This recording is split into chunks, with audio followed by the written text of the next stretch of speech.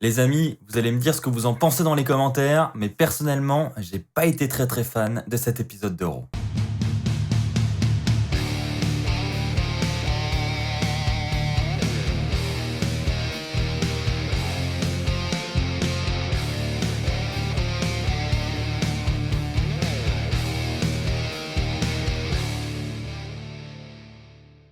Bonjour à toutes et à tous, c'est Axel de la chaîne YouTube WWFan France, j'espère que vous allez tous très bien. On se retrouve pour une nouvelle vidéo, et cette nouvelle vidéo c'est la review hebdomadaire d'Euro. Comme chaque semaine, je vais vous partager les résultats et vous partager mes avis sur le show. On avait un gros programme d'annoncer pour cet épisode d'Euro, alors est-ce qu'il a répondu à nos attentes? Eh bien écoutez, nous allons le découvrir ensemble, c'est parti. Pour commencer, nous allons parler de AJ Styles. Effectivement, AJ Styles va faire son entrée du côté d'Euro, il ne va pas rentrer seul. Effectivement, nous allons apprendre que AJ Styles a désormais un garde du corps, en la personne de Jordan Omogbiyen. Vous savez, c'est le garde du corps qui était devant la porte de Raw Underground chaque semaine.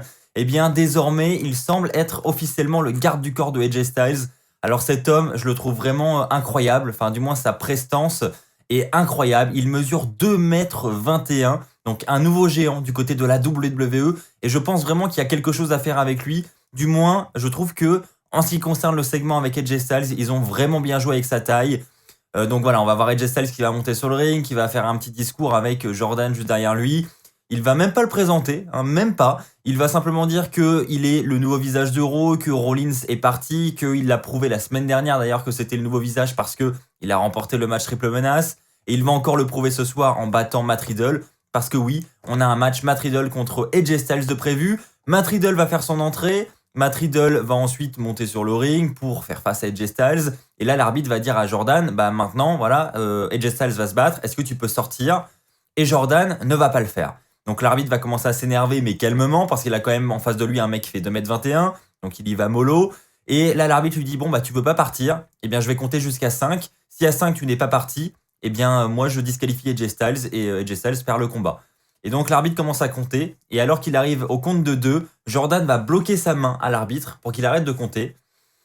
Donc l'arbitre, pas trop serein, il ouvre plus trop sa bouche, et après Jordan finit par sortir du ring et le match commence. On a un bon petit match, Matt Riddle contre AJ Styles, franchement sur le papier ça ne peut pas être décevant, ça ne l'a pas été. On a eu plusieurs segments avec Jordan à l'extérieur où on voit que voilà, Matt Riddle se retrouve face à lui, et Matt Riddle s'en va, hein, il retourne sur le ring par peur de se faire frapper. On voit notamment Jordan préparer son point. Voilà, quand on a un mec de 2,21 m face à nous, on fait pas le malin. Et donc ça va distraire Matt Riddle tout ça. Et AJ Styles va en profiter pour le surprendre, lui faire un Styles Clash et remporter ce match. Donc victoire de AJ Styles. Je ne sais pas où va nous mener cette nouvelle storyline avec ce garde du corps. Mais en attendant, ça m'a l'air très intéressant et il est tellement impressionnant que j'ai envie de le revoir. Nous arrivons maintenant au match de championnat pour le titre féminin d'Euro. Vous le savez, Lana, la semaine dernière, a remporté la bataille royale, lui donnant le droit d'affronter Asuka cette semaine pour le titre féminin. Bon, on va pas se mentir, je pense qu'on était très peu nombreux à croire en la victoire de Lana cette semaine. Et effectivement, c'est Asuka qui a conservé son titre. Maintenant, honnêtement, je m'attendais à un match de quelques secondes, à un gros squash de Asuka. Mais au final, Lana, alors je dis pas qu'elle a été exceptionnelle, loin de là, mais voilà, elle a eu des petits moments, elle a réussi à prendre le dessus par moments sur Asuka et ça m'a un peu surpris, honnêtement, je m'attendais pas à ça. Donc, petite surprise de ce côté-là, mais on a quand même la victoire de Asuka. Mais après cette victoire, on a directement Nia Jax qui va arriver pour attaquer Asuka, Shayna Baszler également, donc les championnes par équipe arrivent, s'en prennent à Asuka. Asuka va réussir à prendre le dessus et va donc ensuite partir. Mais les championnes par équipe ne vont pas en rester là, puisqu'ensuite elles vont prendre les micros et elles vont dire qu'elles dominent Raw, qu'elles dominent SmackDown, et elles vont donc inviter n'importe quelle équipe à dire le contraire sur le ring. Donc en gros, elles lancent un challenge à toute la division par équipe féminine pour un match ce soir qui n'est pas pour les titres par équipe, mais quand même. Donc on a premièrement l'équipe de Dana Brooke et Mandy Rose qui va répondre au challenge, puis Lacey Evans et Peyton Royce. D'ailleurs, il va y avoir un petit jeu entre les deux où voilà, on voit qu'elles sont pas trop faites pour être en équipe ensemble, puisqu'elles vont chercher à tour de rôle d'être au premier plan devant la caméra. Voilà, elles vont se marcher dessus un petit peu. Bon, c'était assez drôle ce petit moment. Et puis ensuite, au dernier moment, alors que le match allait commencer, on a le Riot Squad, Liv Morgan et Ruby Riott qui arrivent. Donc on se retrouve avec un match Fatal 4-Way où les titres ne sont pas en jeu, mais où tout de même on a une équipe qui pourrait prendre le dessus potentiellement sur les championnes par équipe et donc ensuite avoir une opportunité. Le match va se terminer avec un Samoan Drop de Nia Jax sur Lacey Evans pour le compte de 3. Donc les championnes vont remporter ce match, donc personne n'aura pris l'avantage sur les championnes cette semaine. Et j'ai oublié un petit point aussi, c'est que Lana, pour la 5e fois, s'est pris un Samoan Drop avant le combat sur la table des commentateurs. Fallait que je le précise. Parlons maintenant de Elias et de Jeff Hardy. Alors on avait Elias, c'était prévu qu'il devait nous faire un concert cette semaine à Raw, et c'est ce qu'il a fait. On avait honnêtement un beau décor avec un groupe de musiciens, Elias au micro, et il a commencé à nous chanter une première chanson donc qui s'appelle Amen, et ensuite il a enchaîné sur sa deuxième chanson qui s'appelle Lead Me Home, et franchement pas d'intervention, rien, c'était un concert, vraiment un concert quoi, assez sympa, et à la fin, voilà, en gros, il fait demi-tour, Elias en partant, il dit « Vous en voulez encore, et bien voici une autre chanson ». Il allait commencer une chanson, donc il dit à celui qui lui a pris la guitare « Vas-y, redonne-moi ma guitare, je vais en refaire une autre ». Et on s'aperçoit que celui qui a pris la guitare de Elias, eh bien c'est Jeff Hardy, parce qu'il va enlever sa capuche, il va enlever son masque. Et on voit Jeff Hardy dessous, bon c'était un petit peu prévisible, on s'attendait à une intervention de Jeff Hardy à un moment donné. Et donc Jeff Hardy va vouloir asséner à son tour un coup de guitare sur Elias, mais Elias va esquiver et va donc ensuite s'enfuir. Donc on n'aura pas eu d'attaque physique, il n'aura pas réussi à toucher Elias, Jeff Hardy. En revanche, plus tard dans la soirée, on a une interview de Elias qui est vraiment énervé, qui pensait que plus jamais on allait le couper durant ses concerts. Et là, il dit que encore une fois, Jeff Hardy a tout ruiné. Et pour conclure l'interview, Elias dit que la semaine prochaine, nous allons pas seulement célébrer la sortie de son album, puisque je crois que son album qu'il a chanté à Raw sortira la semaine prochaine, lundi prochain. Il dit qu'en même temps, il célébrera sa victoire sur Jeff Hardy puisqu'il est le challenge pour Hell in a Cell. Et le combat est d'ailleurs officiel, on aura Elias contre Jeff Hardy à Hell in a Cell. Faites vos pronos dans les commentaires. J'ai trouvé ce segment assez sympa, vraiment j'ai beaucoup aimé le concert, je trouvais que la mise en scène était vraiment au top. Et puis voilà, petite rivalité avec Jeff Hardy, à voir ce que ça va donner sur le long terme, mais pour l'instant, c'est pas dérangeant. Et oui, le Miz et Otis ne sont plus dans le même roster, mais malgré ça, vous allez voir, on a eu un petit segment avec les deux cette semaine. Nous avons le Miz et Morrison en interview qui vont rapidement être coupés par Tucker. Tucker va dire que le Miz a tout simplement ruiné sa vie et celle d'Otis. Il a tout fait pour les séparer, il a tout fait pour séparer Otis de Mandy Rose. Il a profité de ses contacts chez USA Network pour organiser ça, bref. Il dit qu'il a tout ruiné. Et ensuite, on va avoir un challenge entre les deux. Tucker va dire qu'il va trouver un partenaire par équipe ce soir pour les affronter. Et Miz Morrison va dire, vas-y, trouve ton partenaire. Il va lui dire tout simplement, mec, c'est impossible que tu trouves un partenaire. Et donc, on va arriver plus tard dans la soirée avec ce fameux match organisé. Donc, Miz et Morrison font leur entrée, suivi de Tucker. Tucker prend ensuite un micro et dit qu'il va nous présenter l'un des meilleurs luchadors au monde. Et là, on a l'arrivée d'El Gran Gordo. Alors, vous le connaissez sans aucun doute, il est mondialement connu. Je rigole évidemment, c'est en fait Otis qui se cache derrière un pauvre masque mexicain avec une cape. Enfin bref, c'est assez ridicule et évidemment, on le reconnaît. Le Miz, le premier, va le reconnaître. Donc, il va dire, c'est bon, on a reconnu Otis. Enfin voilà, clairement, c'est grillé. On a ensuite Otis qui va commencer à parler espagnol, Tucker qui va dire qu'il est le prochain Rey Mysterio. Enfin bref, il y a un petit segment assez drôle, honnêtement, on va pas se mentir. C'est bon enfant, c'est pas non plus hilarant, mais c'était assez divertissant, j'ai trouvé. Et puis ensuite, on a en plus Otis, il avait sa mallette, sa lunchbox Money in the Bank, donc clairement, c'est grillé. Et donc The Miz va lui dire qu'il va lui prendre ce contrat, etc. Et ensuite, on en arrive au combat. Combat entre les deux équipes. Donc Otis et Tucker vont prendre l'avantage et on aura la victoire de Otis et Tucker pour ce match qui obtiennent donc une nouvelle victoire sur John Morrison et le Miz. Donc visiblement, malgré qu'ils ne soient plus dans les mêmes rosters, la rivalité semble continuer. Alors est-ce que ça va durer longtemps? On va voir. J'espère qu'on va pas rester avec ce luchador non plus pendant des semaines et des semaines.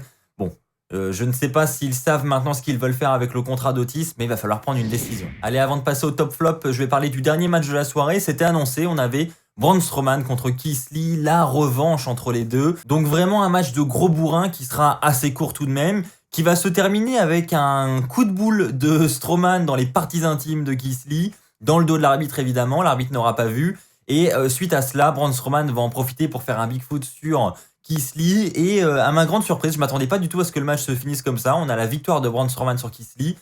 Donc défaite de Keith Lee, mais après le match, Keith Lee va se relever et va vouloir se venger sur Braun Strowman en lui donnant à son tour cette fois-ci un coup de pied dans les parties intimes. Donc visiblement, Keith Lee, Braun Strowman, ça n'est pas terminé. On risque d'avoir d'autres affrontements dans les semaines qui arrivent, voire même une rivalité sur le long terme. Bon, personnellement, ça me dérange pas plus que ça. Bon, évidemment, si ça ne se termine pas de semaine en semaine avec des coups bas. Avant de passer au top flop de la soirée, je vais parler de deux choses qui se sont également déroulées durant Raw, mais je vais pas faire de point dessus parce que je n'ai pas grand chose à dire.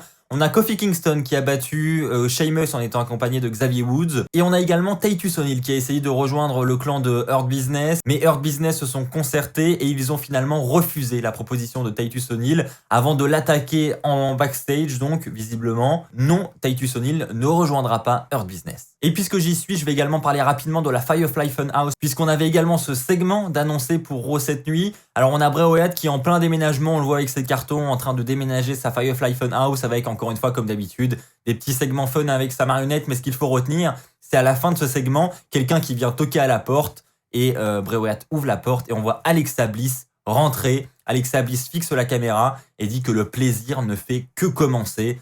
Bref, encore une fois, on nous tease cette association Bray Wyatt-Alexa Bliss et c'est vraiment excellent. Allez, ceci étant dit, passons au flop de la soirée.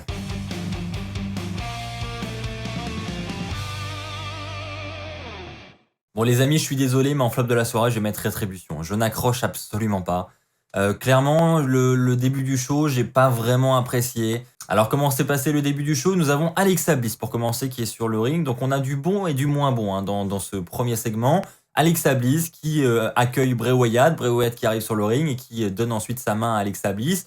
Donc ça c'est le genre de segment que perso j'aime bien. Toujours on nous tease quelque chose avec Alexa Bliss. Même si c'est long, voilà, je trouve qu'ils le racontent vraiment bien et ils peuvent prendre leur temps, ça me dérange pas. On a ensuite la musique de Rétribution. Rétribution qui arrive, qui encercle le ring. Mais ensuite, une fois qu'ils vont être tous autour du ring, les lumières vont s'éteindre et quand elles vont se rallumer, eh bien The Fiend et Alexa Bliss ne seront plus là. Et là, on a ensuite la musique de Hurt Business. Hurt Business qui arrive et donc on nous annonce un match entre Hurt Business et Rétribution. Honnêtement, le match, j'y accordais aucune importance. En plus de ça, victoire de Hurt Business par soumission. Donc voilà, pour un clan qui est censé être dominant, voilà, l'un de ses premiers matchs, défaite contre Hurt Business. Je trouvais ça un petit peu dommage. Et de nouveau, après cette défaite, les lumières vont s'éteindre et on aura le Fiend qui fera son retour dans le ring et qui va s'attaquer à tous les membres de Rétribution.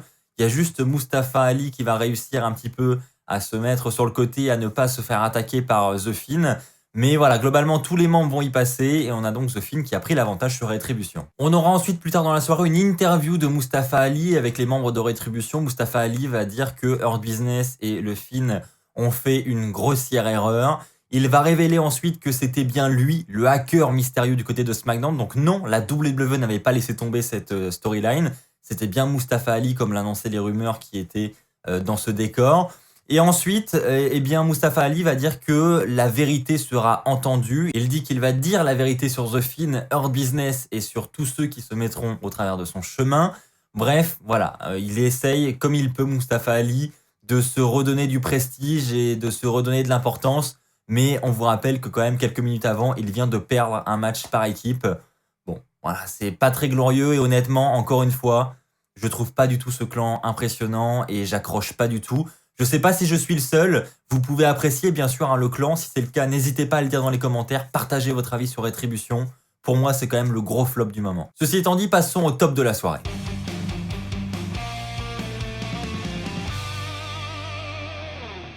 Pour le top de la soirée, je vais parler de Randy Orton et de Drew McIntyre. Ça va commencer avec une interview de Drew McIntyre où on lui demande son ressenti sur le match prévu ce dimanche à Hell in a Cell. Je vous rappelle qu'il affronte Randy Orton dans un match en cage.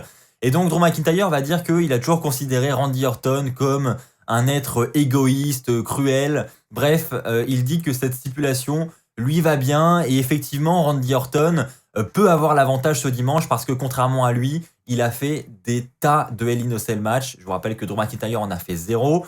Donc il dit que là-dessus, Randy Orton a encore une fois été malin et il pense avoir l'avantage. Il pensait, Drew McIntyre s'être débarrassé de Randy Orton à Clash of Champions quand il a fermé la porte de l'ambulance. Mais visiblement, ça n'est pas le cas. Et il va dire qu'il va mettre une fin à tout ça à Hell in a Cell parce qu'il n'aura aucune pitié pour Randy Orton ce dimanche à Hell in a Cell. Et plus tard dans la soirée, on va retrouver Randy Orton avec la cage qui était présente à Raw, qui va se baisser sur le ring. Randy Orton va faire son entrée, va rentrer dans la cage et il va s'enfermer dans cette cage avec la chaîne.